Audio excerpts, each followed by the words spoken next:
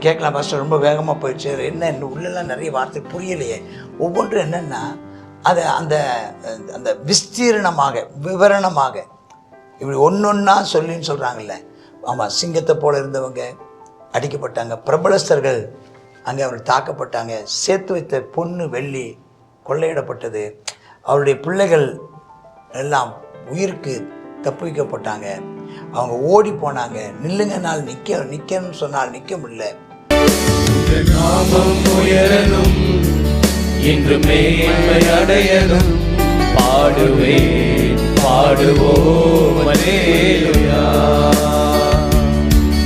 உங்க நாமம் உயரணும் இன்று மேன்மை அடையணும், பாடுவேன் பாடுவோம் அல்லேலூயா.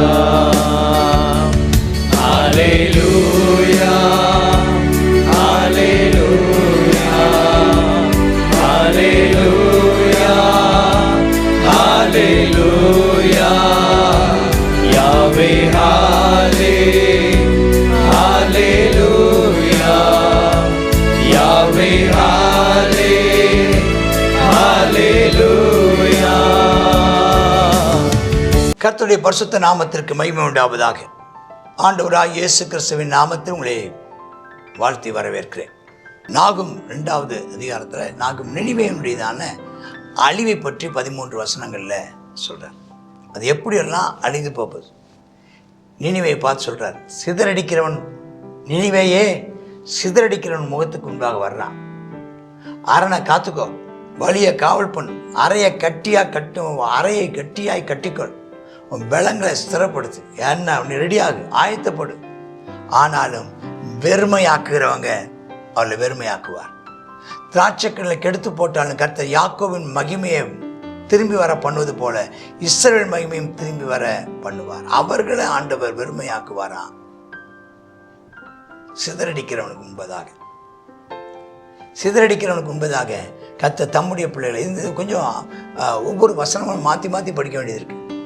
ஒன்றுக்கு ஒரு வசனம் நினிவேயுடையதான காரியத்தை சொல்கிறாரு, இன்னொரு வசனம் 2வது வசனத்தை பார்த்தீங்கன்னா 2வது வசனம் வந்து இஸ்ரவேலுக்கு சொல்லப்படுகிறது. 3வது வசனம் திரும்ப எடுத்துக்கோங்க. நான் முதல் வசனத்தில் வாசித்த மாதிரியே தான் 3வது வசனத்தில் பார்க்கும்போது என்ன வாசிக்கிறீங்க? 3வது வசனத்தில் அவன் அங்கே அவனுடைய பராக்கிரமசாலிகள் யார்?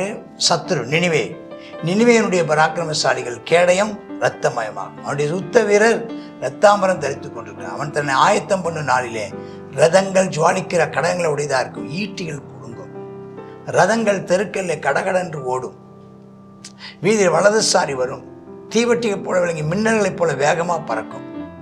அவன் தன் பிரபலஸ்தரை நினைவு கூறுவானான். அவன் இருக்க ராட்சதர்கள் அவள் தங்கள் நடைகளை இடறி அலங்கத்துக்கு விரைந்து தப்புவிக்கும்படி ஓடுவார்கள். மறைவிடம் ஆயத்தமாக்கப்படுமா, ஆறுகளின் மதகுகள் திறக்கப்படுமா, அரண்மனை கரைஞ்சு போகுமா. அவன் சிறைவிட்டு போக தீர்மானம் ஆயிடுச்சான்.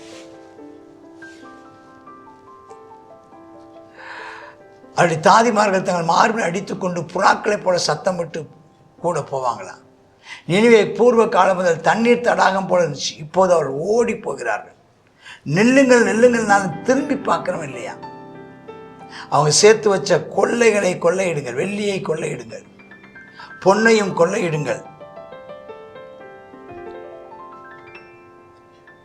இச்சிக்கப்பட சகல பொருட்களும் இருக்குது அவட்ட சேர்த்து வச்சதெல்லாம். அவள் வெறுமையும் வெளியும் பாலும் ஆவாள். மனம் கரைந்து போகுது, முழங்கால் தள்ளாடுது, எல்லா இடுப்புலையும் வேதனை உண்டு, எல்லா முகங்களும் கருகி போகும். இதெல்லாம் நடக்குங்க. இன்னைக்கு ரொம்ப பெரிய செல்வ சீமானா ஓஹோன்னு இருக்கிறவங்க எல்லாத்தையும் அவன் தேவனுக்கு விரோதமாக எழும்பினவர்களை கர்த்தர் நிர்மூலமாக்குவார். ஆச்சரியமா இருக்குது வார்த்தையை கேட்கும்போது. அதை பற்றி ஒரு சில அவங்கள கேலி செய்கிற மாதிரி, சிங்கங்களின் வாசஸ்தலம் எங்கே? எது சிங்கங்களின் வாசஸ்தலம்? நினிவே. எங்கேப்பா? பாலசிங்கம் இறை திங்கிற இடம் எங்கப்பா? நினிவேயின் வெளியே. கிளச்சிங்கமும் சிங்கக்குட்டியும் பயப்படுத்துவார்கள் சஞ்சரிக்கிற ஸ்தானம் எங்கே? எல்லாம் எங்கே இருக்குது? எல்லாம் இப்படிப்பட்ட இடம் எங்கே? சிங்கம் தன் குட்டிகளுக்கு தேவையானதை பீறி தன் பெண் சிங்கங்களுக்கு வேண்டியதை தொண்டையை பிடித்து கொண்டு இறைகளால் தன் கெபிகளையும் பீறி போட்டால் தங்கள் தாவரங்கள் நிரப்பிற்று. இப்படிதான் இருந்தாங்க. ஒரு நினைவை ஒரு சிங்கம் போல இருந்தவங்க, நினைவை மற்றவனை பீறி போட்டவங்க. இப்ப ஆண்டவர் சொல்றாரு, இதை நான் உனக்கு விரோதமாக வர்றேன்.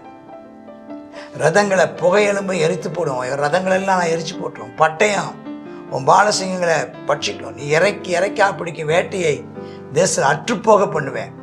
உன் ஸ்தானாதிபதி சத்தம் நீ கேட்கப்படுவது என்று சொல்லி கர்த்தர் சொல்ல. எவ்வளோ பெரிய ஆளா! நான் தான் சிங்கம் மாதிரி இருந்த நினைவே ஸ்தோத்திரம் அசிங்கமாக போச்சு. கர்த்தர் நினைவேல நம்முடையதான நியாய தீர்ப்பை நிறைவேற்ற போகிறார். அதை அப்படி விஸ்தீர்ணமாக சொல்கிறாரு. நீங்கள் கேட்கலாம், பாஸ்டர் ரொம்ப வேகமாக போயிடுச்சு, என்ன இன்னும் உள்ளெல்லாம் நிறைய வார்த்தை புரியலையே. ஒவ்வொன்றும் என்னென்னா அதை அந்த அந்த விஸ்தீர்ணமாக விவரணமாக இப்படி ஒன்றொன்னா சொல்லின்னு சொல்கிறாங்கல்ல. ஆமாம், சிங்கத்தை போல இருந்தவங்க அடிக்கப்பட்டாங்க, பிரபலஸ்தர்கள் அங்கே அவர்கள் தாக்கப்பட்டாங்க, சேர்த்து வைத்த பொண்ணு வெள்ளி கொள்ளையிடப்பட்டது, அவருடைய பிள்ளைகள் எல்லாம் உயிருக்கு தப்பிக்கப்பட்டாங்க, அவங்க ஓடி போனாங்க. நில்லுங்கனால் நிற்கணும்னு சொன்னால் நிற்க முடியல, பதறி போவாங்க, கலங்கி போவாங்க.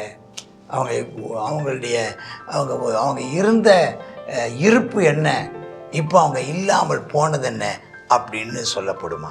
அப்படி சொல்லப்படுமா? சரி, அவனுடைய ஸ்தானாபதி பல தேசங்களுக்கு ஸ்தானாபதி அனுப்பினாங்க. இப்போ எல்லா ஸ்தானாபதிகளும் போன இடத்துலையே காணாமல் போனாங்க. தேவன் தம்முடைய நியாய தீர்ப்பை அவர்களுக்கு முன்பதாக செலுத்தினார். ஆம், தேவ ஜனத்துக்கு விரோதமாக வந்த நினிவே ஒரு நாள் நியாயம் தீர்க்கப்படும். தேவ ஜனங்களோ பாதுகாக்கப்படுவார்கள். ஆமேன், ஆமேன். God bless you.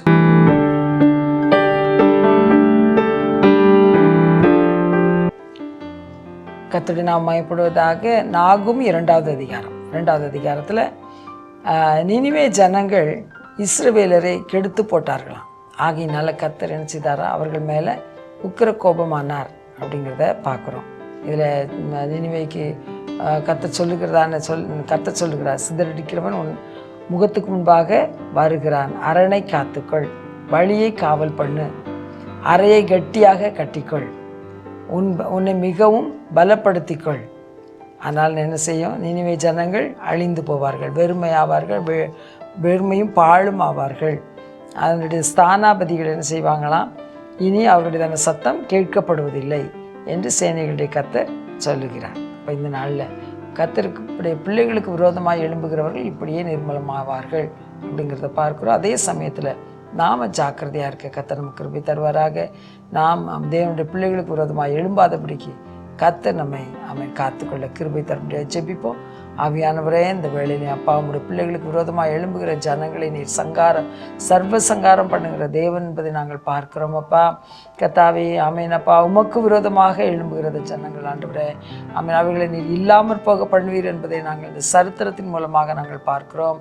ஆவியானவரே, ஸ்தோத்திர இயேசப்பா. இந்த நாளில் நாங்கள் எங்களுக்கும் கொடுக்கப்படுகிறதான எச்சரிக்கையாக நாங்கள் கர்த்தாவே ஜாக்கிரதை உள்ளவர்களாய் காணப்பட எங்களுக்கு கிருபை தர வேண்டுமாய் ஜெபிக்கிறோம்.